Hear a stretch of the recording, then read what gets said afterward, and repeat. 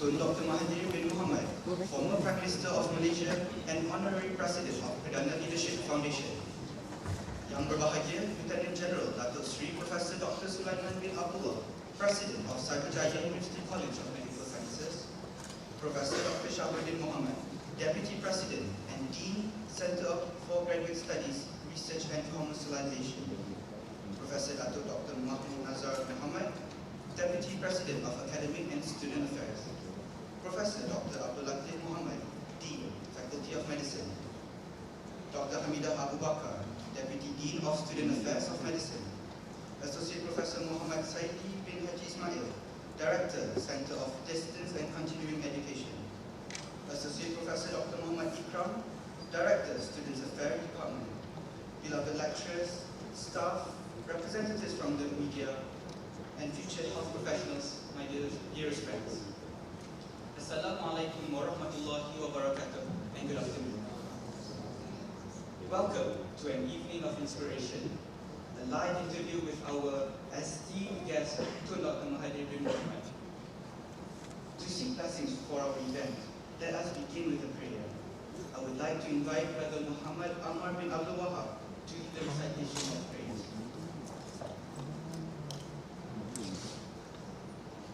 Al-Fatiha.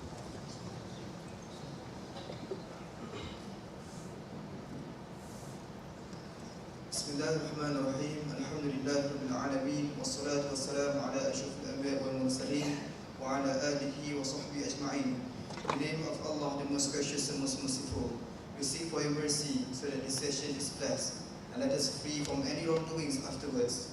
Open upon us the door of your knowledge, so that out of your grace we will be prepared to face the future uncertainties in the challenging medical professions. O Allah, the most merciful, let us be the instruments of your mercy towards mankind, regardless of creeds, religions, or colors.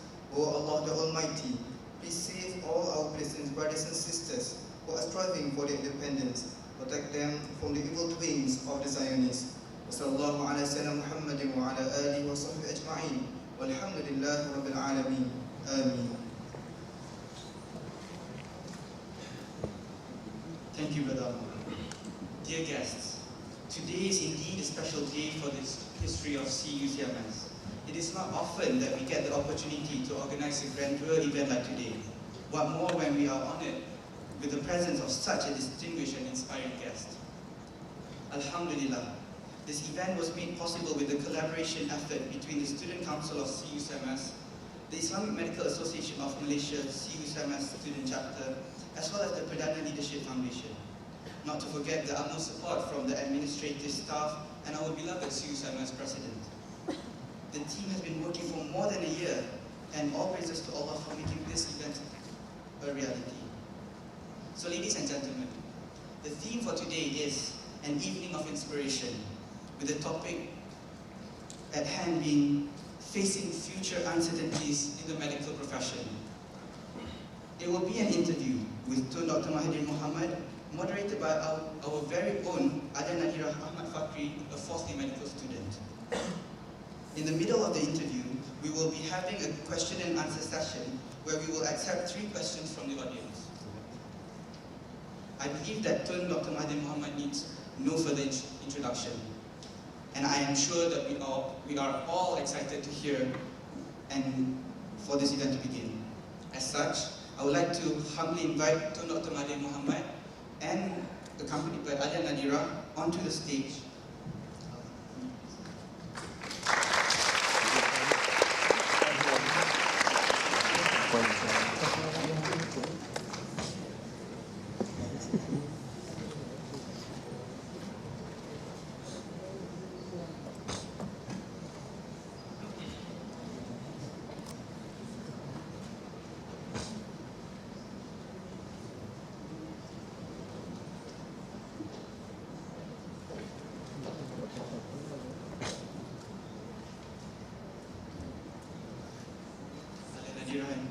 The stage is yours. Thank you very much. Assalamualaikum and good afternoon to everyone. My name is Adan Nadira, 4th year medical student of CUCMS. Tun, thank you very much for being here today. We are truly honored pleasure to have you here with us, spending your time and sharing your thoughts. Now, our topic for this discussion is facing future uncertainties in the medical profession.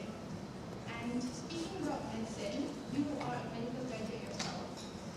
Can you share with us a bit about your life as a medical student?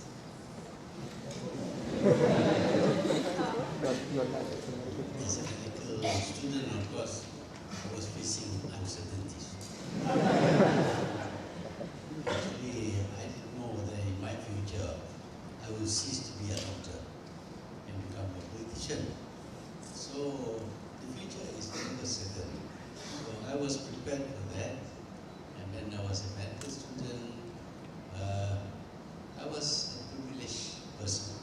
There was not many Malaysians in those days who study medicine. There were very few of us in Singapore, only 70 something. And we have to go through a 6-year course. And as usual, there were lots of obstacles. One of the obstacles that we did not foresee was this desire to upgrade the King and Seven Medical College into a university, to join up with Raffles College into a university. Now, when you want to go from a college to a university, the people concerned feel that the performance of a university must be better than the performance of a college. What they did was to raise the standards in the examination, and as a result, quite a number of people who otherwise would have passed the exam failed the exam. They had to be sacrificed so that we can see our standard is very high. Particularly for me, I managed to get through. Thank you.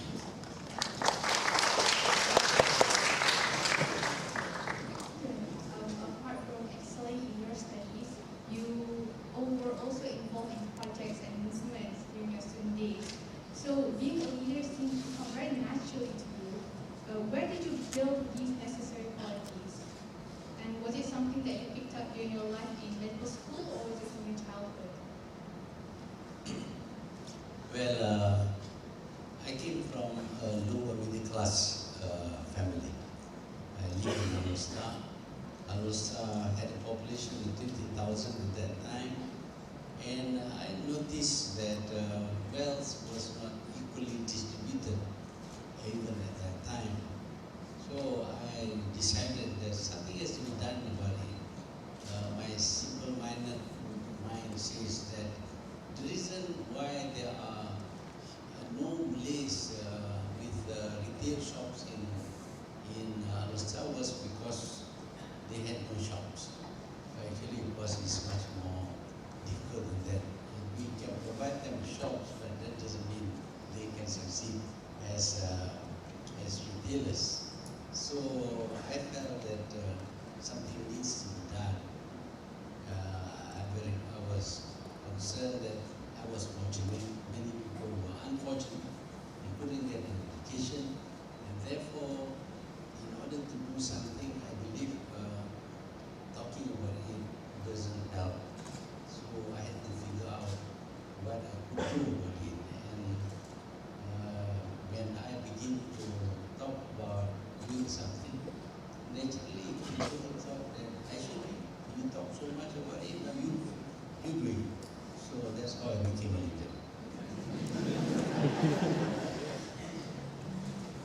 You mentioned about Alostar and doing something for them. We have heard about stories when you were a GP at Tun Dr. You would offer a discounted or free treatment to those who couldn't pay. So what led you to do this, and what were your main aims when you were practicing as a doctor? I think this story has been bloated up a bit. I'm not all that generous. I have to be ready for myself. I can't be giving things free for people. Of course, when people really need help, you have to help. a doctor has to help. You can't say because you don't have money, sorry, you can go and die. That's not the way of a doctor. So to the extent that I help, I make some money for myself, much better than being in government service. At that time in government service, at that stage, I would be drawing about $900. But as a medical practitioner, private medical practitioner, I was able to make about $2,000 a month. That's more money in those days. So that's what is true is, of course, doctors should be charitable, but they have also to make a living. And your aims as a doctor at that time? Well, again, I notice people are poor, people still resort to traditional medicine, people were dying of diseases which were curable, and most of this was happening in the villages, especially the villages far from town. So as a doctor, I must make myself accessible to them. So I have to spend quite a lot of time visiting patients in the rural areas so as to try and treat their ailments and give them a chance to survive and enjoy a good life. And after becoming a doctor, you finally entered into politics. Can you share with us what drove you to enter politics after having studied so long medicine and working as a doctor? No, it's not true. I became a politician first. As a schoolboy, I was already in politics. I was already campaigning against the Malay Union. But as a schoolboy, nobody took me seriously. I thought, what is this schoolboy doing? So I told myself that in order to be credible, I had to have a qualification, a university qualification. Doesn't matter what. I wanted to be a lawyer, but I didn't get a scholarship in law. And they gave me a scholarship through medicine, and I thought this is a chance to get a university education. And with a university education in those days, you are regarded as a superman, and therefore, when you say something political, people will believe in you. So I was a politician, became a doctor, and then reverted to becoming a politician.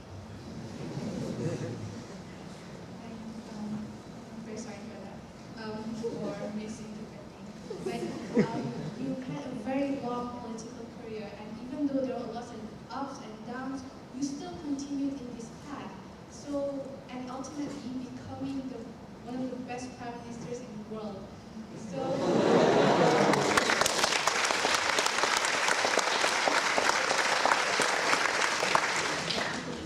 what was your motivation to keep on going in this political path? Thank you for your compliment. The best prime minister in the world. But as I said before, I noticed certain things which were not right, and I thought I should make things right. I should help with the distribution of wealth in this country more fairly. And what drives a person to do something is the joy of seeing the results. It is about job satisfaction. When you set out to do something and you accomplish it, it gives you a much greater feeling of satisfaction than if you are paid a very high salary. Salaries are good, of course, you want a big salary, but more importantly, when you do work, do you produce results or not? Which is one reason why between surgery and medicine I wanted to study surgery, but that is because in medicine you give medicine to the patient and you have to wait and wait whether the patient, the medicine works or not. But in surgery you perform an operation, appendectomy for example, and within 3 days the man was up and about, and you get very happy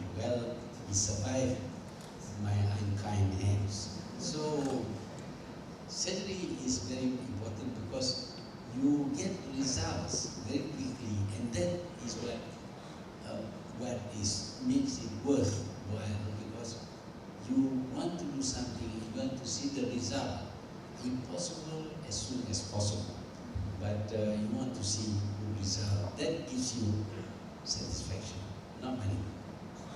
That's very, very true. Thank you very much, Tun. Now we'll be having questions from the audience. So there will be 3 questions. We'll start with the first question, you can answer, and then we'll proceed with the next question. So to the people who are asking questions, please state your name, your year, and your question. May we have the first question there?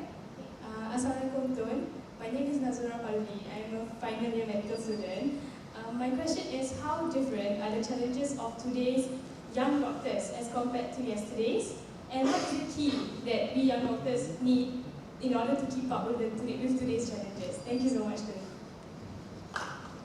Well, I must admit that young doctors today are much better qualified than young doctors in my time. That includes me.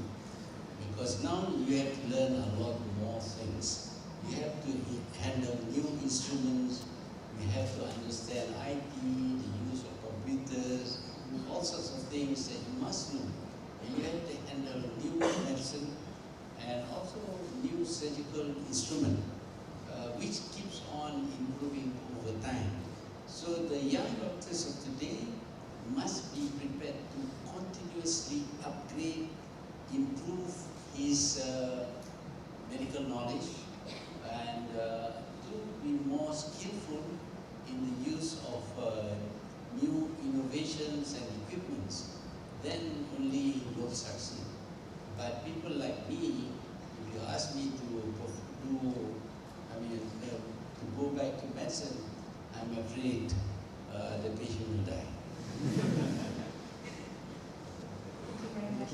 Can we go to the next question, please? My name is Mohamed Helmi, I'm a 5th year medical student. With regards to Vision 2020, one of the challenges to mention, your challenges, is ensuring fair and equitable distribution of the wealth of the nation to citizens. Right? So my question is, will the proposed one care system, if implemented by inshallah by the newly elected government, achieve this? Well, I don't quite believe in welfare system. I believe in people being equipped to help themselves. In other words, they should be given good education, good training, so that they can help themselves, rather than be recipients of welfare rollouts. That undermines your ability, because you are always dependent on people. So in Vision 2020, what we wanted to do is to see that wealth is evenly and fairly distributed among the people in Malaysia. As you know, when wealth is distributed in an unfair way, people will revolt. The history of socialism and communism is about workers being underpaid by their employers who were very, very rich. The disparity between rich and poor was very, very great. Although they were people of the same race, of the same religion, but this disparity in wealth caused the people who are poor to rebel against the rich. The only answer to that is to ensure that the disparity in wealth is not as big as, if we can help it, to reduce the disparity in wealth. Of course, workers must be paid less than their employees, but not too big a difference.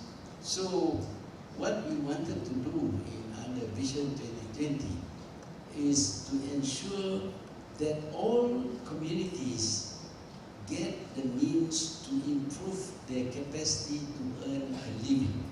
In other words, they should become less separated or differentiated from the rich.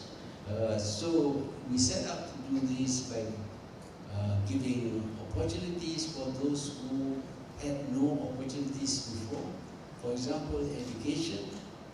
We skewed the education to help the poor and not just the rich, nor do we help only the brilliant people and neglect the people who are not so brilliant.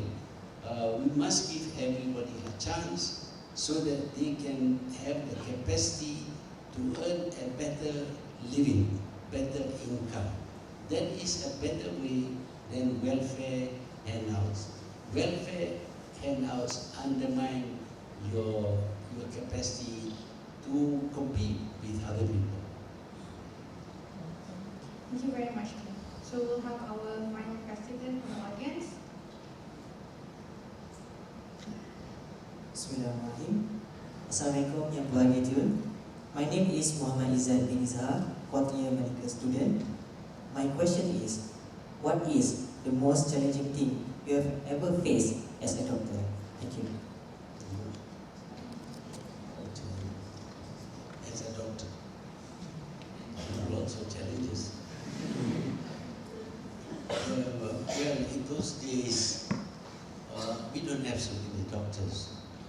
We also don't have enough specialists, and yet we have to do things for our patient. And well, one day, I and my wife found ourselves looking after the Al-Star Hospital. All the other doctors, weekend, their Friday is a weekend, they all go to Penang. So there were only 2 doctors in the hospital. And unfortunately, one patient decided to give birth. Now, that's fine. I think my wife can handle birth, delivery. But we find that this is not a normal birth. This is going to be a cesarean section. Now, I had never done cesarean section before, but the patient was in a bad way. And I decided that we'll do a cesarean section on this Chinese woman without an anesthetist. In those days, we give ethyl chloride either. We start off with ethyl chloride and carry on with either. So I had to start the anesthesia by giving ethyl chloride either. And then I asked my wife to continue giving, while of course I had to watch that the patient is still under. And then I performed the cesarean section. And the worst part of it was an ectopic. It was embedded in the abdominal wall. So the amount of blood was so much, it's difficult to stop the blood because there were going to be so many bleeding points. I tried to stop, I delivered the baby, but unfortunately the baby died, and later on the mother died. It was so sad. But of course, the husband did not scold me, did not sue me, and he said, "Thank you, doctor." Well, that was something I would never want to go through again.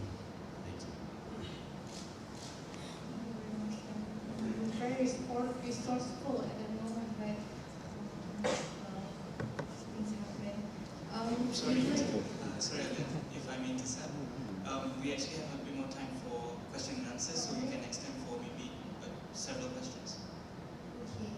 So we'll open to the floor if anybody has any questions to pose to.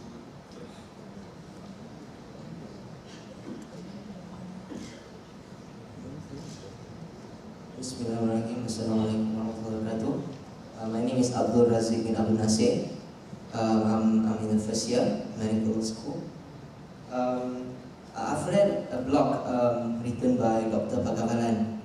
He's a rheumatologist. He has a lot of scary articles about the medical world. So one of the things that he was mentioning in his blog is that because I'm in the first year, so it's kind of scary now. In a few years' time, there will be a surplus of doctors, just like how in nowadays the nurses are having a lot of problems. Some of them are jobless, and he also mentioned that even currently for the housemen, there are surplus of housemen, and he was saying that even some of them like hanging around the hospital, not knowing what to do. So I think that is an important question. I think it's the uncertainty in the medical profession. You know, so I hope you can respond to this problem. Thank you.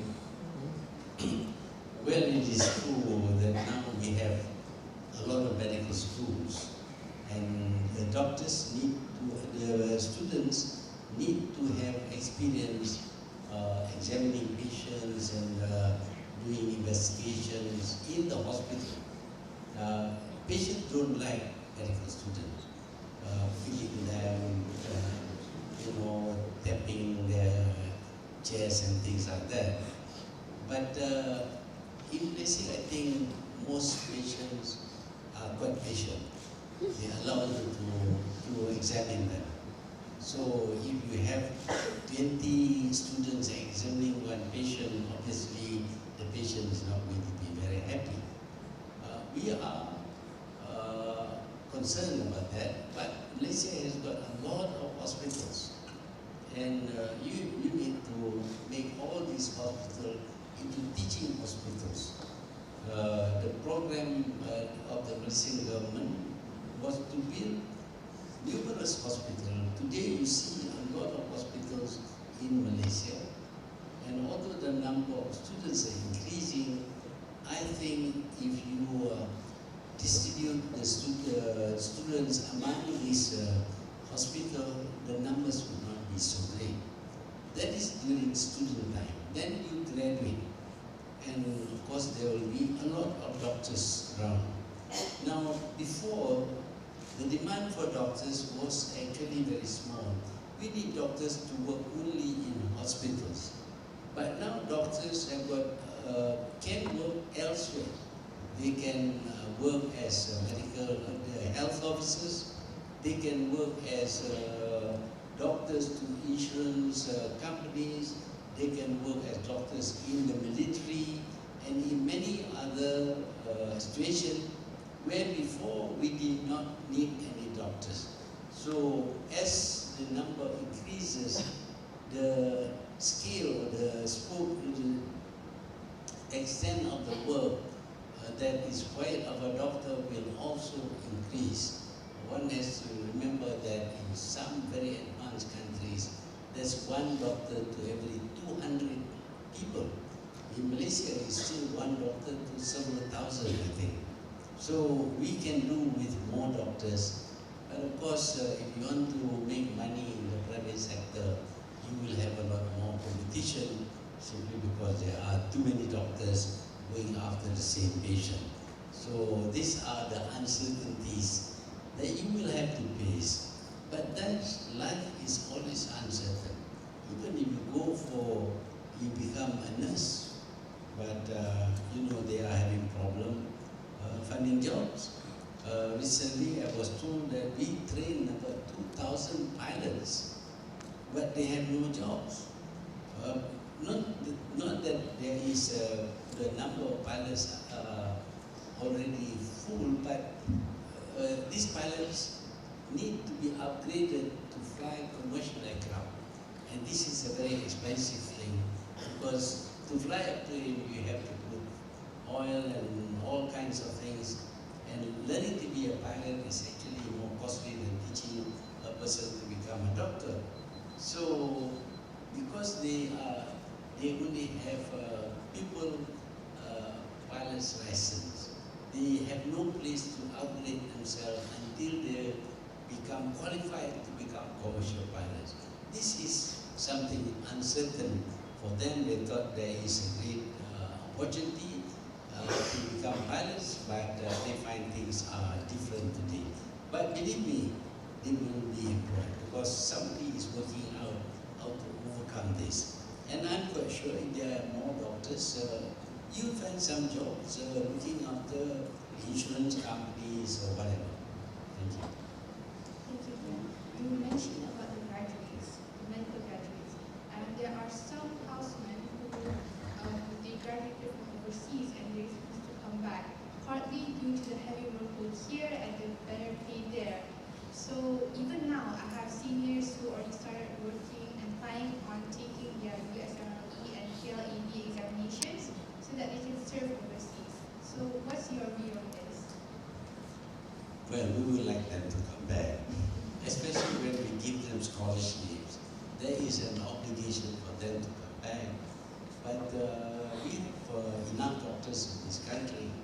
The thing to do, of course, is to let them work abroad, gain experience, and then they will come back to their own country with better qualification, and that will be something that will contribute towards the upgrading the medical profession in this country, where doctors are well experienced, well qualified, and has good experience in other countries. So we'd like, one of the questions that we have is something on the current issue. CUCMS has been exposed to Muslim world news, and you have been very passionate in talking about the Palestinian struggle. So as medical students and doctors, how do you suggest we continuously support the Palestinian struggle? Well, for the purpose of acquiring experience, we should send some of the students to Palestine.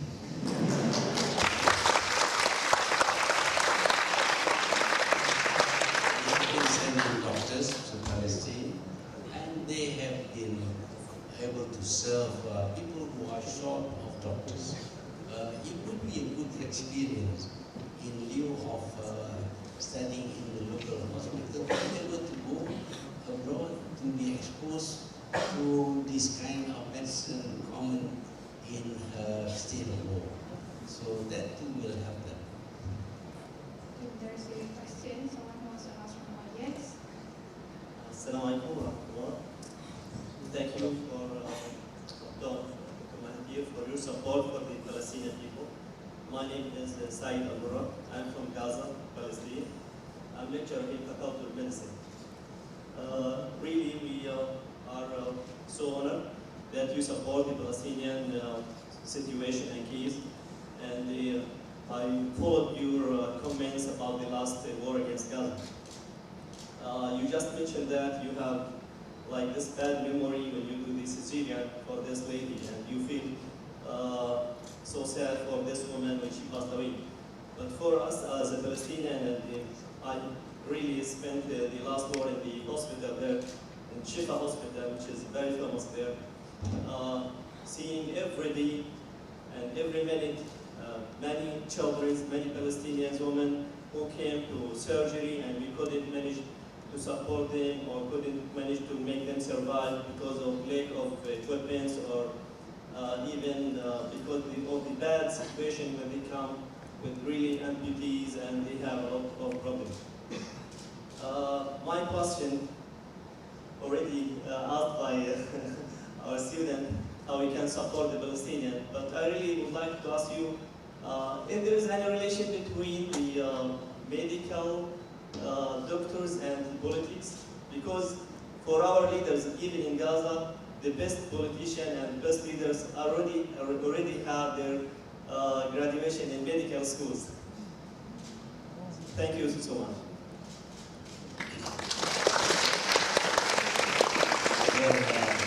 Practicing medicine in times of war is quite different from practicing medicine in times of peace.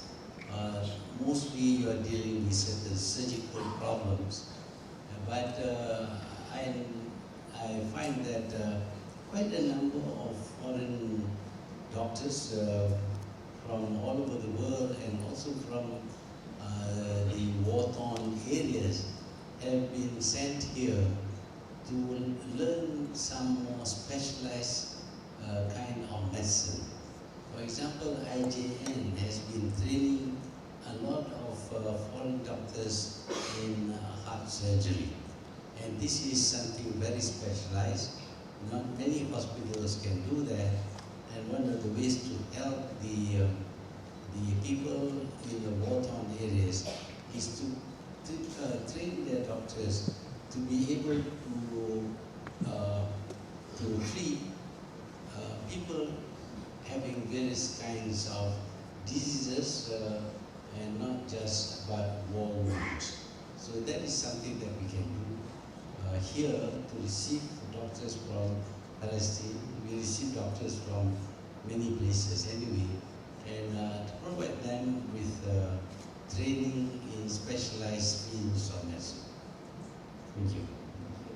When you mentioned about specialized fields, we have the IJN, the National Art Institute, and we will also be having the National Cancer Institute in Putrajaya. So what's your view on the establishment of more tertiary and advanced centers in Malaysia?